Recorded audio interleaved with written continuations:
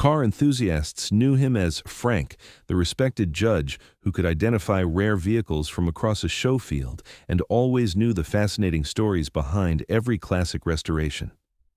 But when gunmen threatened the collectors and their priceless automobiles during the annual vintage show, they discovered that before he evaluated classic cars, he'd spent years recovering stolen ones from sophisticated criminal operations. Welcome to True Human Tales. Before we begin this powerful story of hidden courage and automotive heroism, tell me in the comments from which city in the world are you watching this video today. And if you believe stories like this deserve to be heard, hit that subscribe button to support the channel. The Pacific Coast Classic Car Show had been the region's premier automotive exhibition for over 25 years, transforming the county fairgrounds into a showcase for the finest vintage automobiles from across the western United States. The annual event attracted serious collectors, restoration specialists, and automotive historians who traveled hundreds of miles to display vehicles that represented decades of meticulous craftsmanship and historical preservation. The show field encompassed 40 acres of carefully organized display areas with classic cars arranged by era, manufacturer, and restoration category to create an educational journey through American automotive history. The event featured everything from pristine 1920s luxury cars worth seven figures to perfectly restored muscle cars from the 1960s that commanded serious respect among enthusiasts who understood the skill required for authentic period restoration. The heart of the exhibition was the judged competition, where experienced evaluators assessed vehicles according to strict criteria that considered historical accuracy, craftsmanship quality, and presentation standards that maintained the hobby's integrity. The judging process required automotive knowledge that went far beyond casual enthusiasm, encompassing manufacturing techniques, period-correct components, and restoration methodologies that separated serious collectors from weekend hobbyists. For the past 14 years, the show's most respected judge had been Frank Castellano, whose encyclopedic knowledge of automotive history and restoration standards made his evaluations the gold standard among regional car shows. At 63, Frank moved with the methodical precision of someone who understood that classic automobiles demanded attention to details that most people never noticed. His clipboard and measuring tools as essential to the process as his vast experience with vehicles that represented significant financial and emotional investments. Frank's expertise encompassed far more than simple vehicle identification. He could determine manufacturing dates by examining subtle design changes, identify non-original components that might affect a vehicle's historical value, and assess restoration quality with an accuracy that helped collectors make informed decisions about purchases that could represent their most significant investments. His knowledge of automotive history allowed him to verify documentation and provenance claims that determined whether vehicles were authentic examples of their claimed specifications. Regular show participants had developed genuine respect for Frank's knowledge and fairness over the years, often seeking his guidance on restoration projects and investment decisions that extended far beyond the annual competition. The Wilson family had followed Frank's advice when purchasing a 1957 Thunderbird that became the centerpiece of their collection. Restoration shops valued Frank's technical consultations that helped them achieve period accuracy that satisfied serious collectors. What made Frank exceptional wasn't just his automotive knowledge, though that was considerable, but his ability to maintain the delicate balance between competition and camaraderie that made car shows educational rather than merely commercial. He could explain scoring decisions in ways that helped owners improve their vehicles, provide historical context that enhanced appreciation for automotive heritage, and somehow always recognize efforts that deserved encouragement even when technical execution fell short of winning standards. Frank's judging equipment reflected years of serious evaluation work, precision measuring tools, magnifying glasses that revealed details invisible to casual observers, and reference materials that documented original specifications for virtually every American classic car manufactured between 1920 and 1980. His evaluation sheets recorded detailed assessments that helped owners understand both strengths and areas needing improvement. Children were naturally fascinated by the classic cars and Frank's extensive knowledge of automotive history. He had an unlimited supply of stories about famous vehicles, racing legends, and design innovations that captured young imaginations. Parents appreciated how Frank's explanations helped families understand the craftsmanship and historical significance that made classic car preservation culturally important beyond simple hobby interests. Frank's show coordination required months of advance planning, with entry processing, category assignments, and judge scheduling that accommodated the complex logistics of an event that attracted over 300 vehicles and thousands of spectators. His reputation for fair and knowledgeable judging had made the Pacific Coast show one of the most respected competitions on the vintage car circuit. What show participants and organizing committee members didn't know was that Frank's exceptional ability to assess vehicle authenticity and identify subtle modifications had been developed in contexts far more challenging than hobby competitions.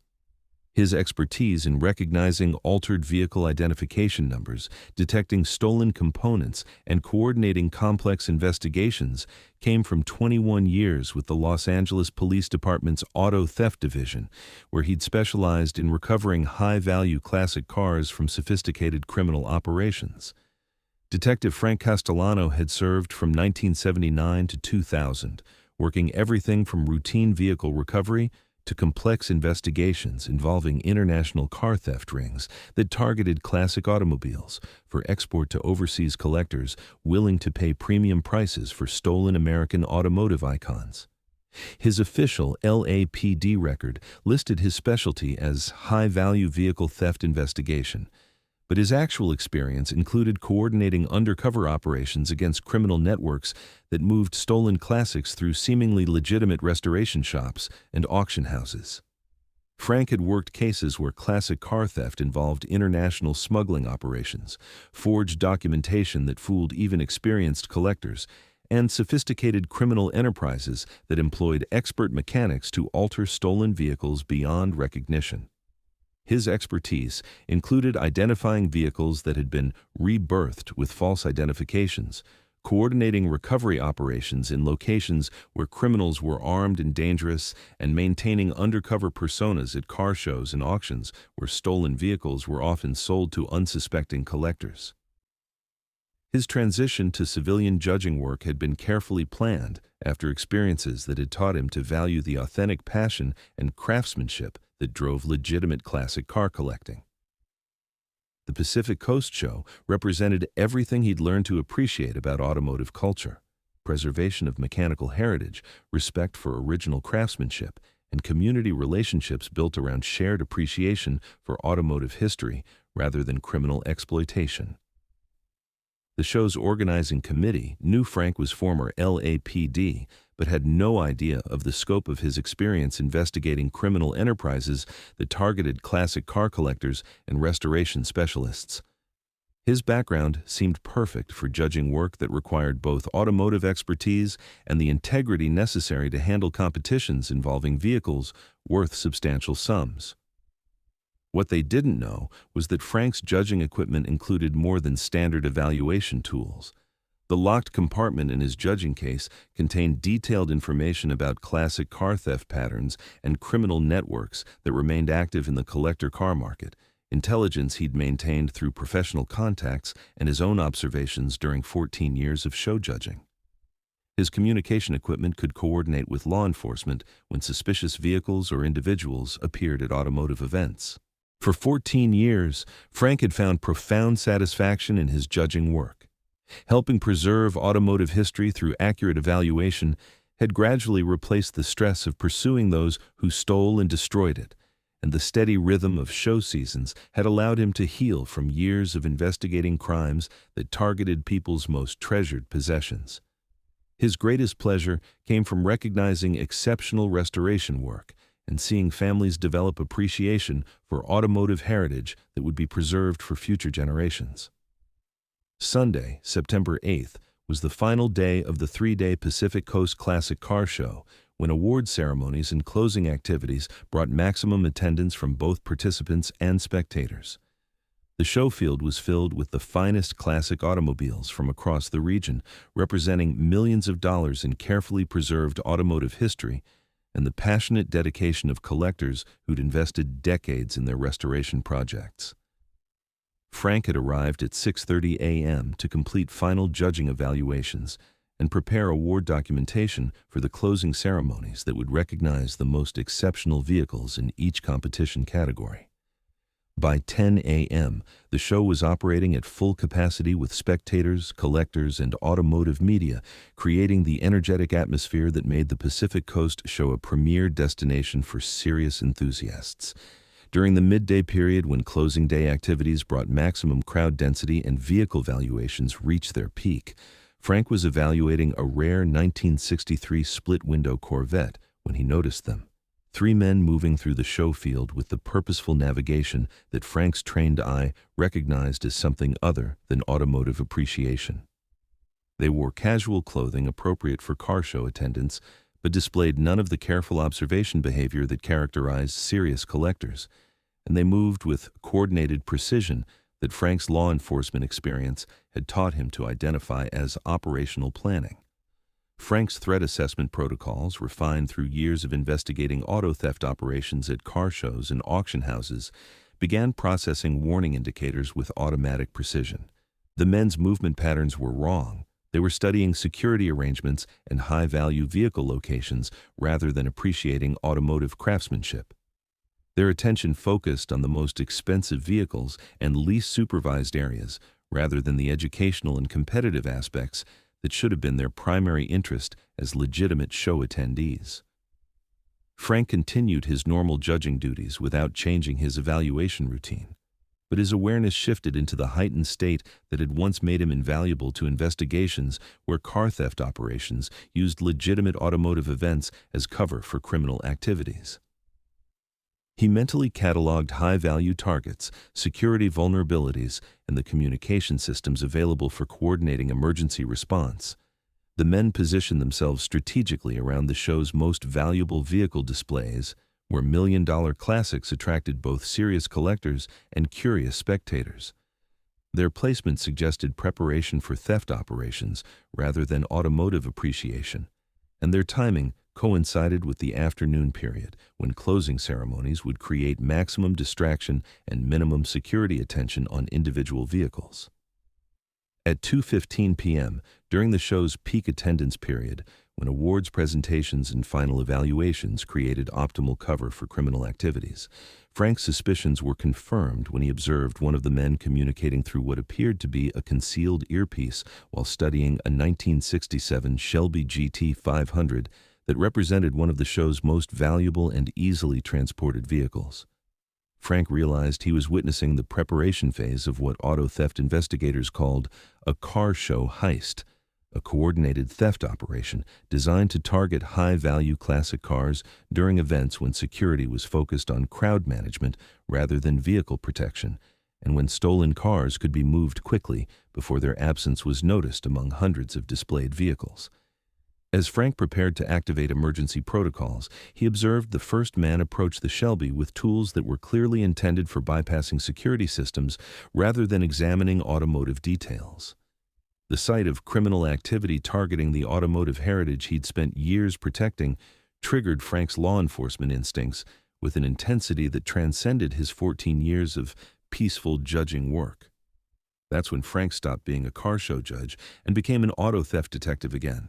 Frank's response combined the classic car theft investigation expertise he'd developed during his LAPD career with intimate knowledge of the show's layout and security systems that he'd acquired through 14 years of organizing and judging automotive competitions. His first priority was protecting the collectors and their irreplaceable vehicles from criminals who viewed automotive history as nothing more than commodity to be stolen and resold. Frank's service weapon, a Glock 19 that had been his duty sidearm throughout his detective career, came from the locked compartment in his judging equipment case where he'd maintained it according to law enforcement protocols even during his civilian career. His position among the vehicle displays provided excellent oversight of the criminal operation while allowing him to coordinate protection for both collectors and their valuable automobiles. Frank's law enforcement training enabled him to coordinate with show security while simultaneously alerting local police units that specialized in high-value theft prevention. His knowledge of auto theft tactics allowed him to predict the criminals' next moves and position himself to intercept their escape routes while protecting innocent show participants from potential violence. The criminals had expected to encounter car enthusiasts whose focus on automotive details would prevent them from recognizing theft operations until vehicles were already being moved off the show field. What they encountered instead was organized resistance delivered by someone who understood both classic car theft methodologies and the specific security challenges that automotive events presented. Frank's auto theft expertise allowed him to coordinate protective positions while simultaneously managing crowd safety in ways that prevented panic while maintaining security around the show's most valuable vehicles. His knowledge of classic car values and theft patterns enabled him to prioritize protection for vehicles most likely to be targeted while ensuring comprehensive security for the entire show field. Frank's communication training, developed through years of coordinating complex auto theft investigations, provided responding. The Pacific Coast Classic Car Show resumed normal operations the following year with enhanced security protocols and a deeper appreciation for the man who judged their competitions with expertise that extended far beyond automotive evaluation.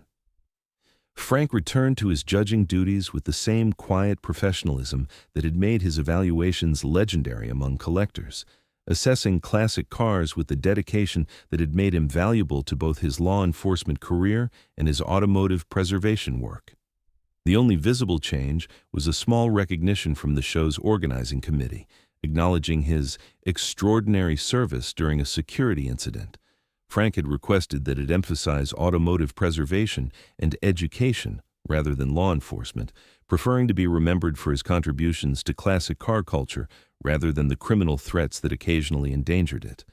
Because some people dedicate their careers to protecting what they value most, and when they transition from enforcement to preservation, their protective instincts remain focused on the same fundamental mission. Frank had spent 21 years recovering stolen classic cars and 14 years helping preserve automotive heritage through accurate evaluation and education. The cars were the same, but the mission had evolved: provide expertise and education that helps preserve automotive history while standing ready to protect both the vehicles and the people who care about them from those who would cause harm for criminal profit. So now I ask you, have you ever met someone like Frank? Someone who seemed like just a friendly car show judge until the moment they revealed the depths of their expertise and dedication. Someone whose daily presence made you feel safer without knowing why? Tell me in the comments where are you watching from today and share their story with us. And if you believe stories like this need to be heard, hit that subscribe button and help us make sure they are. We publish human stories that matter every single week. Thank you for watching. We'll see you in the next story. And remember, sometimes the person evaluating your classic car knows more about protecting it than you could ever imagine.